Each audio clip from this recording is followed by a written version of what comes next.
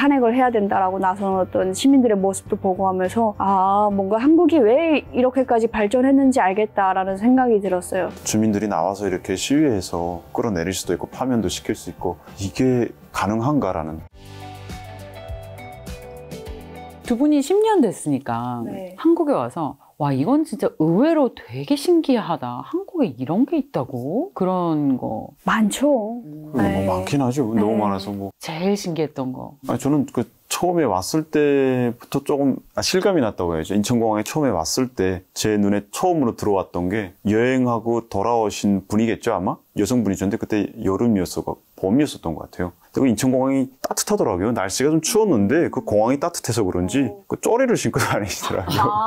그게 신기하구나. 에코백 메고 쪼리 신고 지나가시는데 뭐 당연히 이제 생머리 길게 하고 그걸 보니까 진짜 자유로운 곳이긴 하구나. 그 자유롭게 막 국정원 선생님들이 이제 양복 입고 저도 이제 뭔가 좀 시커멓게 하고 가는데 개의치 않고 통화하면서 이제 큰 소리에 통화하면서 가시더라고요. 그래서 그게 신기했구나. 네, 그래서 와 이게 진짜 그냥 남들을 상관 안 하고 그냥 자기 삶을 사는구나 사람들이 자유롭게. 그걸 느꼈죠 그때 처음. 이 뭐 되게 럭셔리한 아이템을 한 것도 아니고 에코백에 그렇죠. 쪼리가 그렇게 신기했어요? 그게 북한에서는 특이한 모습이에요? 쪼리. 그렇죠. 쪼리 못 신어요? 멋있죠. 제가 그 유학에 나갈 때 순환 비행장을 거쳐서 나왔는데 그때는 비행장에 가서 이제 비행기를 타는 사람들 자체가 이제 국가에서 다 알알이 골라서 내보내기 때문에 일종의 행사란 말이죠. 그 비행장에 가는 것 자체가. 근데 그 행사장에 그렇게 이제 쪼리 신고 막 이러고 나온다는 자체가. 그래요? 네. 뭐 의복 검사해요? 저희 당연히 양복 그건 입고 못 가야 가죠. 되는 거지. 저희 유학 나갈 때 다 단체복 맞춰 입고 나갔어요, 양복을. 이게 초상화 이제 김일성 배지 달고 다. 공항룩이 정해져 있구나. 그렇죠. 그럴 수밖에 없죠. 정장 입고 나가야죠. 그러니까 이제 얼마 전에 한 2024년 10월에 평양을 다녀온 그 러시아 사람이 올린 영상이 있어요. 그 완전 최근인 거죠, 평양에. 그 영상을 봤는데 맞아 저렇게 다녔었지 싶은 게 남편이 그때 이야기했어요. 사람들이 약간 게임 속 캐릭터처럼 다 그냥 정해진 길로만 이렇게 가는 느낌이고 자유로운 느낌이 전혀 없는 거예요. 항상 이제 누군가의 눈치를 보면서 이제 다녀야 되고 이랬는데 저도 평양에선 그랬던 것 같아요. 항상 귀찰 데 없나, 뭐 어디 보안원 없나, 뭐 단속하는 사람 없나 이런 거 항상 눈치 보면 다녔는데 한국에 와서는 전혀 그런 거 눈치 볼 필요가 없잖아요. 그냥 내 길을 내가 알아서 가면 되는 거니까. 누가 눈치 보게 하면 오히려 큰 소리 치죠. 아니 나는 그렇죠. 한 명의 당당한 그렇죠. 시민인데 내가 그렇죠. 나한테 뭘 잘못했냐 뭐 이렇게 하는데. 처음에는 아마 그 모습이 신기했을 것 같기는 해요. 예. 저 같은 경우에는 이제 국정원에서 TV를 저녁에 틀어주니까 보는데 뉴스가 되게 신기했어요. 뉴스를 보는데 그때 당시에 이제 박근혜 전 대통령이었거든요. 나와서 연설하려고 나와서 이렇게 그 국회에 섰는데 다 나가는 거예요, 국회의원들이. 그래서 그때 되게 좀 뭐지? 감히 최고 지도자가 말을 하는데 일어나서 박수를 못 치는 거. 북한은 만세 이렇게 나오는데 그렇게는 못할 망정. 예. 대통령이 나와서 연설하겠다고 섰는데 사람들이 다 나가버리는 거예요. 당시 야당이 이제 나가는 거겠죠. 그래서 와 사람들 되게 예의가 없네 막. 사실상 반대 의사를 표현하는 그 어떤 민주주의의 하나의 방식이. 진짜 그때 너무 그거 보면서 진짜 신기했어요. 와 저게 TV로 나오는 것도 신기했고 저런 모습을 북한 같았으면은 내보내지도 않거니와 다 처형해버려. 근데 그때는 너무 충격이었던 것 같아요. 그런 모습이. 예. 근데 대통령님도 그냥 거기서 차분히 그냥 계셔가지고 만세는 너무 자연스러워가지고. 그렇군요. 야, 근데 그 모습이 너무나 자연스러운 민주주의 어떤 표현의 자유의 방식들이 어색했는데 10년 동안 우리 한국 현대사에도 정말 많은 일들이 있었습니다. 그래서 오신 이후에도 2명의 대통령이 탄핵이 되고 와 지금 막 굉장히 큰 시위가 일어나는 걸 보시고 최근 10년 안에 우리도 그런 일들을 겪어서 어질어질한데 하필이면 민희 씨와 정국 씨가 온 그 10년 사이에 많은 일들이 일어났네요. 자연스럽게 이 얘기로 넘어갈 수밖에 없을 것 같은데 당시에는 대통령의 모습에 어떤 반대하는 국회의원들의 모습 충격을 받으셨는데 10년 동안 한국에 계셨으니까 다양한 민주주의 절차들을 보셨잖아요. 이번에 그러면 대통령의 계엄을 보고 어떤 생각을 하셨는지와 그걸 보고 이제 한국에서 그 대규모 집회나 시위가 일어나는 것을 어떻게 느끼셨는지 10년 전에 나라면 어땠는데 지금은 어땠다.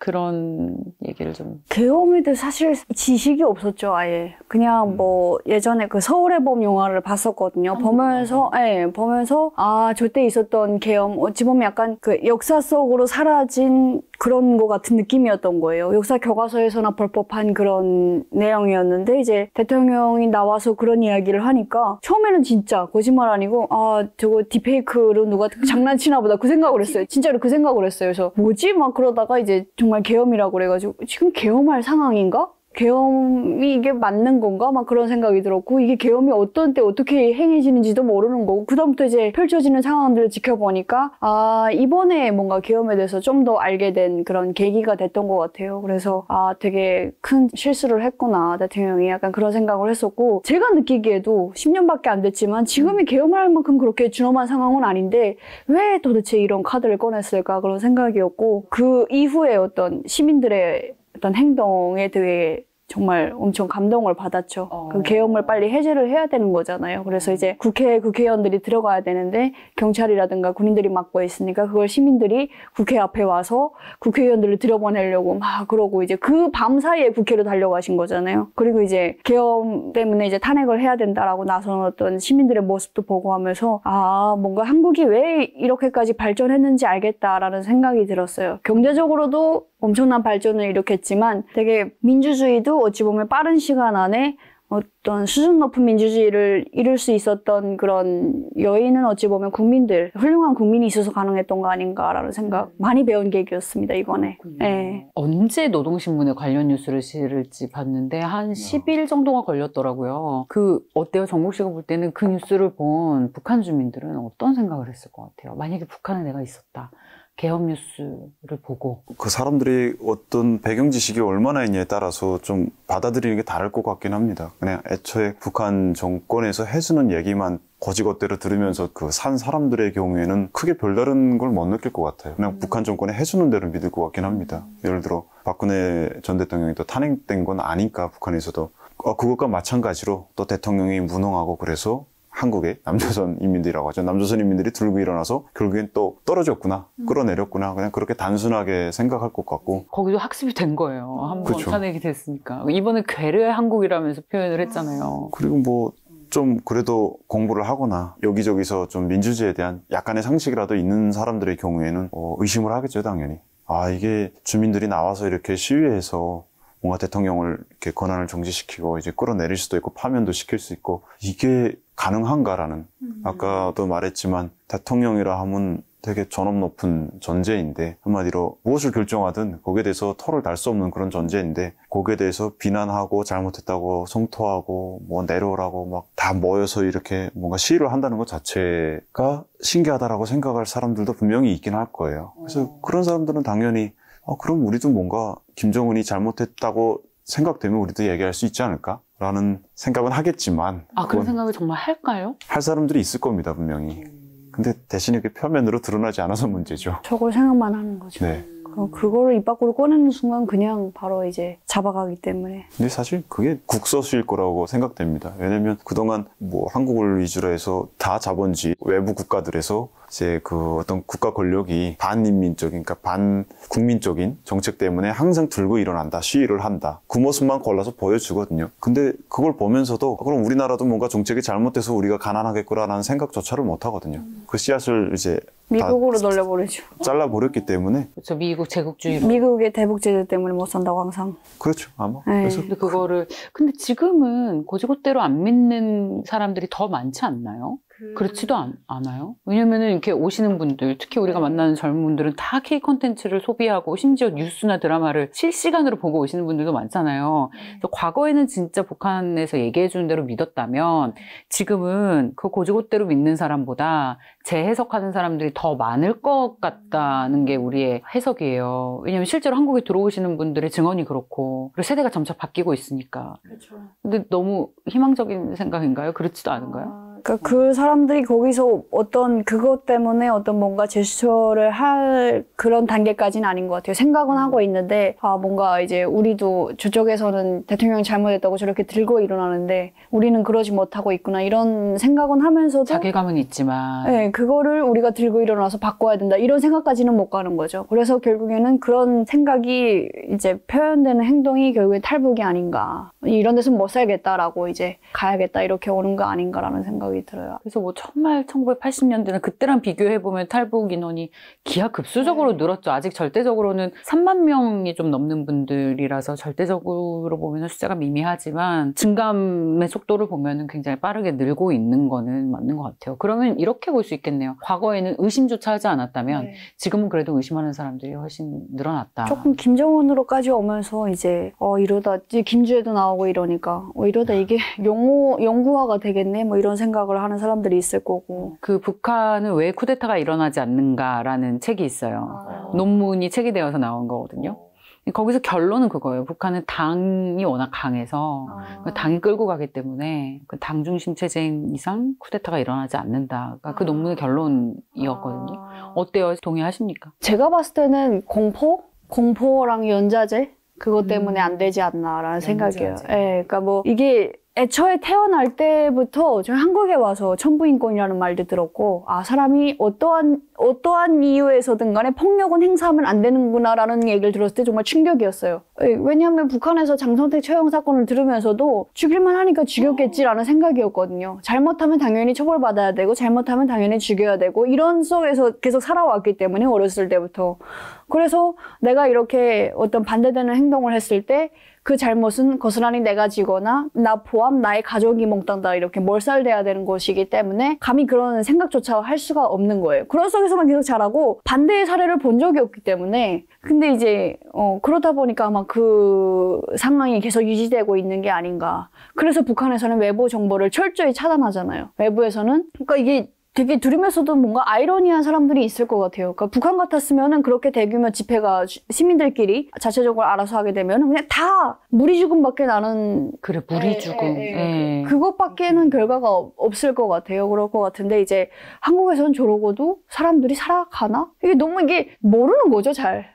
상상도 잘 안 될 것 같고. 무슨 얘기인지 알겠어요. 네, 그래서 그렇기 때문에 그런 어떤 복종, 뭐 처벌, 처형 이런 것에 너무나도 잘 길들여져 있는 사람들이기 때문에 아마 그렇게까지 잘 유지되고 있는 거 아닌가라는 생각이 들어요. 그 공포와 연좌제를 얘기하시니까 굉장히 설득력이 있는 게 내 가족을 지키기 위한 일인 거잖아요. 그렇죠. 연좌제라는 것은 사돈의 8촌 그야말로 정말 8촌까지도 처벌을 받으니까. 근데 그럼에도 불구하고 최근에 이 두 분의 엘리트와 같은 분들, 특히 탈북 그 외교관들 이 늘어나고 있습니다. 북한의 당성이 굉장히 좋았던 분들이 변해가는 과정을 옆에서 정국 씨가 보신 케이스가 있는지 좀 설명을 해주실 수 있어요? 최근에 리일규참 사건도 있었고. 뭐 주변에서는 저를 포함해서 유학생들의 변화 과정을 제가 좀 많이 봤고요. 근데 대신에 그것조차도 서로 공유할 수가 없기 때문에 그런 것들은 저는 제 짐작으로 느낄 뿐이지 아마 저 스스로의 변화 과정이 뭐 그 자체로 어떤 자료가 되지 않을까 싶긴 합니다. 사실 북한 내에서 유학으로 선발될 때 당시만 해도 뭐 외국이 발전된 건 알겠고 우리나라가 가난한 건 알겠는데 그럼에도 뭔가 우리의 그 북한 체제가 주장하는 사상은 옳다라는 뭐랄까요? 그 근거 없는 신념이 있어요. 그건 이제 오랜 세뇌 교육을 통해서 자리 잡은 신념인데 그래서 나가서 2년, 3년 살 때까지만 해도 그 신념이 바뀌진 않아요. 그게 뭐 민주주의, 뭐 선거나 뭐 프랑스의 민주주의 선거나 한국 콘텐츠나 자유로운 모습이나 이런 걸 본다고 해서 그 신념이 바뀌진 않거든요. 그냥 저건 또 저 나라의 특성이고 그런 식으로 바라보고 할리도 그냥 심심하니까 사람은 이제 문화생활 측면으로서 언어가 가장 잘 통하고 재미있는 한류 콘텐츠를 보는 것이지 내가 뭔가를 저 사회의 깊이를 들여다보겠다고 보는 건 아니거든요. 분리가 잘 됐었구나. 3년 차까지는. 그 방어가 되는 거죠. 그 내성이 있기 때문에 그 방어가 잘 됐는데 이제 가장 근본적으로 북한으로 돌아갈 날이 1년, 2년 가까워지고 내가 이제 간다고 해서 크게 바뀔 것도 없겠구나. 나의 그 직접적인 인생, 미래와 관련지어 볼 때는 이제 또 다른 게 보이는 거죠. 몇 년 차에 무너져요? 아까 그러니까 3년까지는 3년 정도입니다. 3년. 네네. 근데 사실 그게 뭐 사실 북한에 돌아가서도 간보하면서 잘 살 거라고 확신이 있으면은 뭐 그런 생각이 안 들겠지만 저 같은 경우에는 부모님이 간부가 아니었음에도 불구하고 뭐 부모님이 저를 밀어준 게 아니었음에도 불구하고 어떻게 우연히 잘 유학까지 나온 케이스였기 때문에 돌아가도 부모님이 나한테 힘을 보태줄 수 없다는 걸 너무 잘 알았고 그렇기 때문에 결국엔 저기로 돌아가면 희망이 없겠구나라는 생각을 했죠. 그리고 사실 그 제가 유학에 선발되던 그 당시 대학생이었을 때 똑같은 고민을 했거든요. 아, 나 이제 1년 있으면 졸업인데 나 이거 김책공대 이름은 좋은데 어디 배치받을까? 부모님이 힘을 못 쓰거든요. 그렇다고 내가 돈을 써서 좋은 데 갈 수도 없어요. 그리고 힘이 없고 공부만 잘하면 여기로 말하면 대학원이죠. 박사원이라고 하는 뭐 속박사 과정을 밟을 텐데 그러면 연구사로 남거든요. 대학 연구사로 남거나 대학 교원으로 남거든요. 근데 그게 정말 다 기피하는 거예요. 돈은 안 되고 공부는 많이 시키고 네. 그렇기 때문에 난 그냥 이제 뭐 한마디로 어디 바람 따라 그냥 자연스럽게 어디로 떨어질지 모르는 운명이었었는데 유학에 나가게 되니까 아 이제 뭔가 내가 하나 생기겠구나 했었는데 유학 마감이 가까워질수록 똑같은 고민으로 되돌아온 거예요. 결국엔 유학생 신분이라고 해서 크게 달라질 건 없겠구나.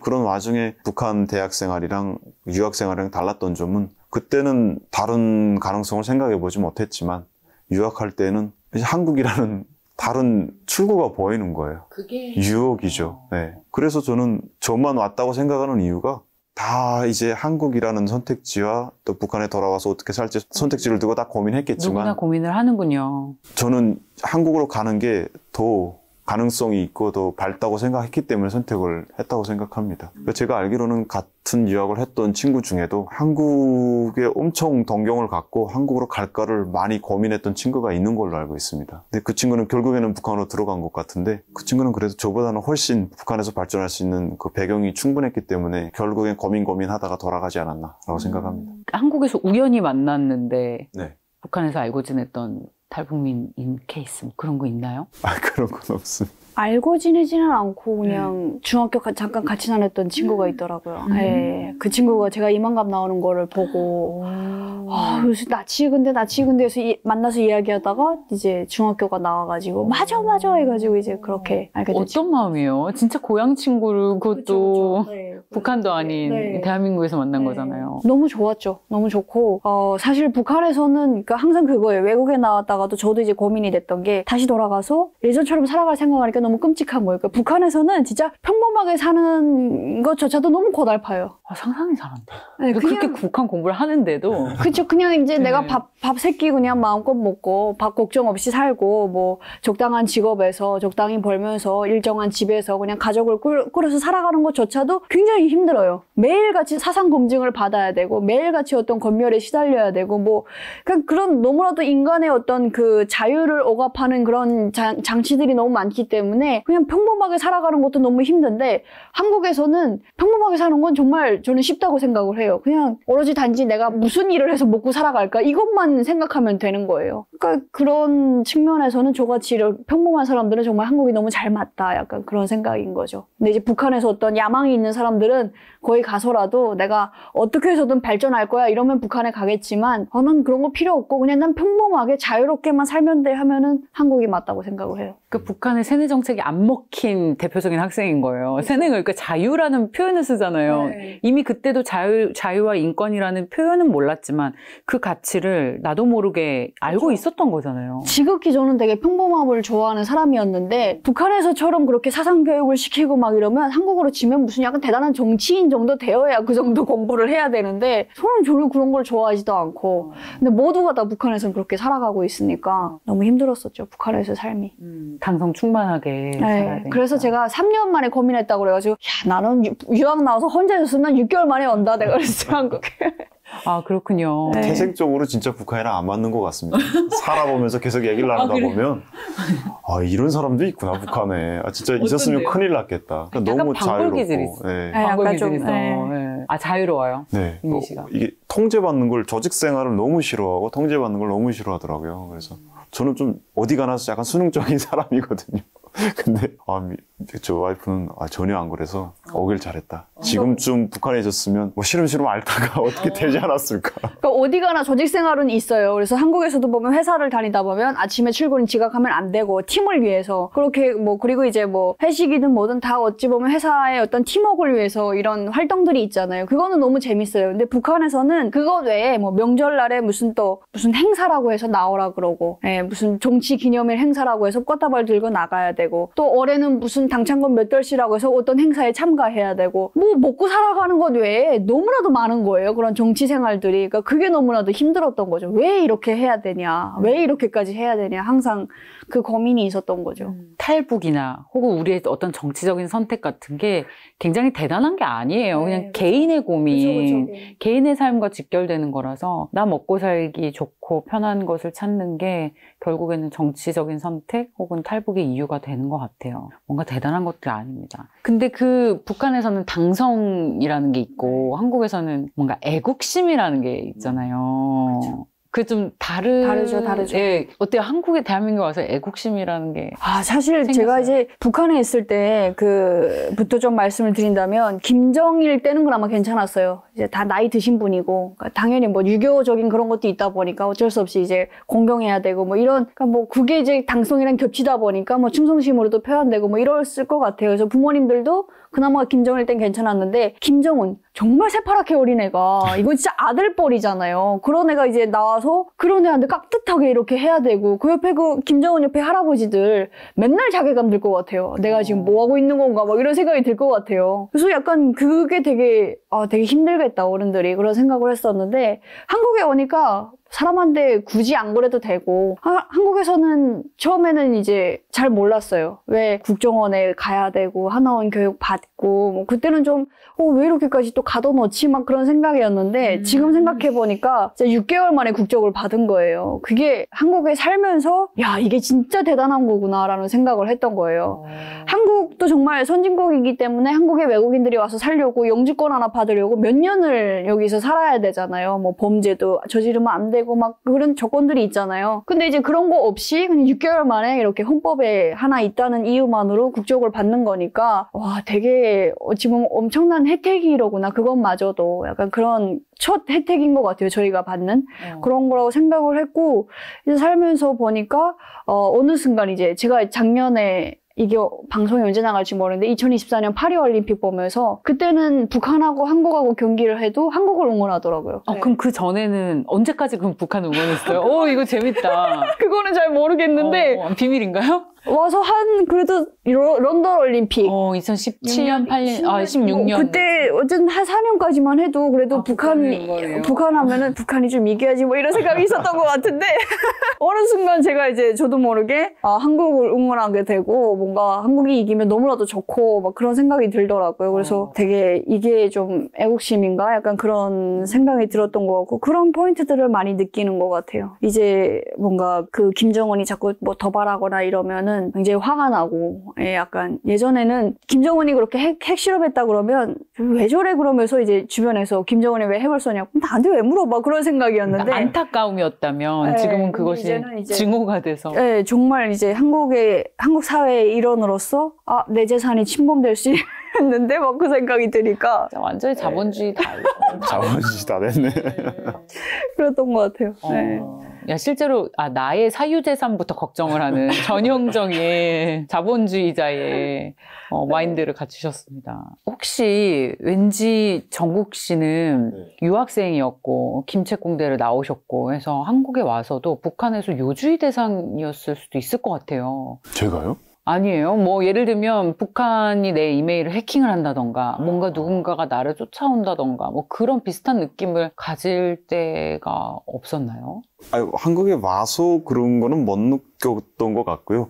그 탈북하던 당시 제가 이제 갑자기 숙소에서 이제 싹 사라진 거잖아요. 그리고 이제 한국에 와서도 거의 뭐 개명도 하고 막 이렇게 숨어 사니까 저는 사실 그렇게 사라지려고 했거든요. 아예 그냥. 아, 그러니까 이렇게 언론 활동도 안 하고 네네. 유튜브 활동도 안 하고 그냥 아예 그냥 없어지고 싶었어요. 그냥 공기처럼 사라지고 싶었어요. 네, 검색해도 안 나오게끔. 이제 국정원에 와서 이제 좀 되게 편하게 대해주시고 독방, 침대에 있는 독방에서 이렇게 맨날 자고 깨나고 하니까 심심한 거예요. 옛날 생각하고 그러다가 또 얘네들이 날 찾겠지?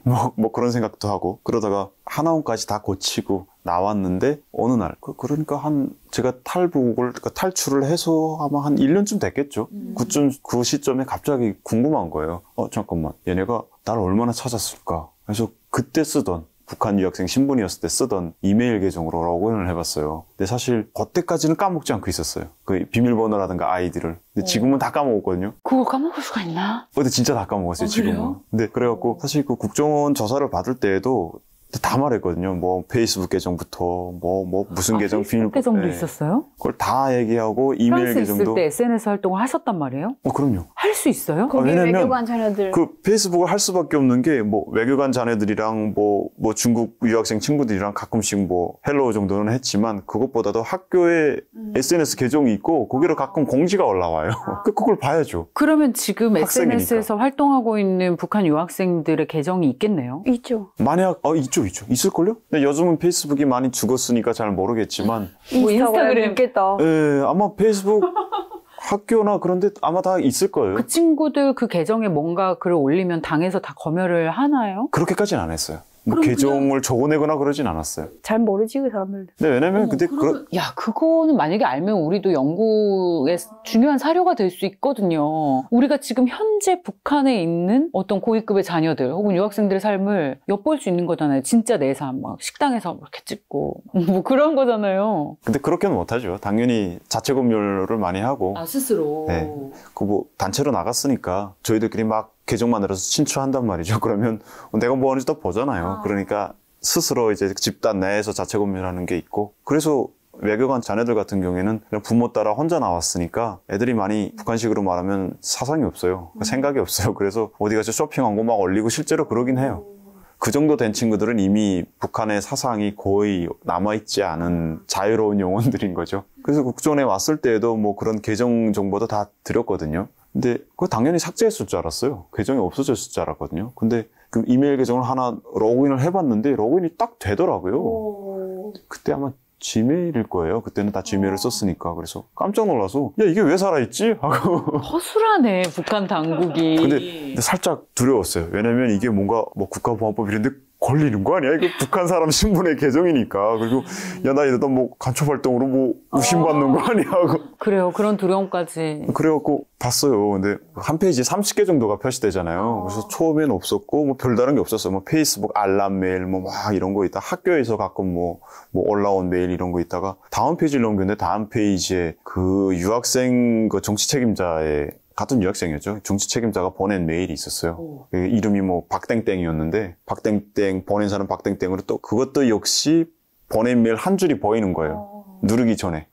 근데 거기 김땡땡아 너 뭐 어디 있니? 어머니가 너를 뭐 찾고 계신다라는 걸 봤어요. 근데 그게 탈출 한 8개월 정확히는 모르겠지만 7, 8개월 됐을 시점이었는데 그때 메일이 온 거예요. 그래서 한국에 들어와 있을 때였네. 네, 저는 이미 한국 사회에 나왔을 때고 그래서 아니 이때까지도 메일을 보냈다고? 그럼 뭐 당연히 좀 무서워서 못 눌렀죠. 메일은 누르지 못했고 그냥 혹시나 뭐 한 줄 딱 그 보이다만 그 한 줄을 보고 얘네들이 나를 이때까지도 찾고 있었구나.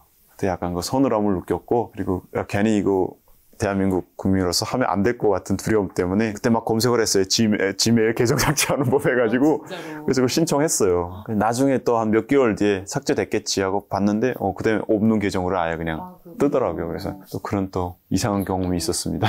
근데 뭉클했겠어요. 그런 내용 자체가. 뭉클은 섬뜩했죠. 그래요? 전 그게 F라서 그럼 부모님 얘기를 하면은 거기에 감성이 터치돼가지고. 아니 걔네가 부모님의 어떤 그 걱정 실제로 걱정돼서가 아니라 그 정말 아픈 부분을 건드리는 거죠. 에이. 터치한 건 맞아요. 저는 찔렸고 그놈들이 너무 덫에 걸려서 찔렸고 대신에 여기 나왔죠. 부모님을 갖다가 이렇게 날 또 이렇게 허비는 거지, 내 속을 허비는 거지라는 생각이 들어서 그냥 나쁜 놈들 하면서 이제 부모님에 대한 또 약간 그 미안함이나 죄스러움이 또 생겼었죠. 아마 방송 보시면서 우리 아들 잘 지내고 있구나. 방송 보실 거예요. 어떻게 볼까요? 못 제발 보죠. 좀, 네. 다 보고 있는 거 아니에요? 저희가 알기로는. 그 안에는 인터넷이 안 되니까 이게 뭐 인터넷이 되면은 보실 수 있을 텐데 인터넷이 안 되다 보니까 쉽지는 않을 것 같아요. 뭐 인터넷이 있어가지고 한국 드라마 보고 한국 음악 듣나요? 아, 뭐 다 그냥. 그쵸, 예, 그건 그건데 또 저희는 다른 장르라 가지고. 드라마는 아니잖아요, 저희가. 그러니까 괜히 저희를 본 것만으로도 또 반역자가 될 수 있어서 북한 내에서는. 근데 어쨌든 저희는 그런 늘 희망사항은 있죠. 부모님이 좀 봐주시기를 하는. 예. 꼭 부모님이 계신 북에 닿기를. 왜냐면 저희 이 채널이 굉장히 영향력이 있어가지고 그쵸, 예. 가능성 있습니다. 감사합니다. 예.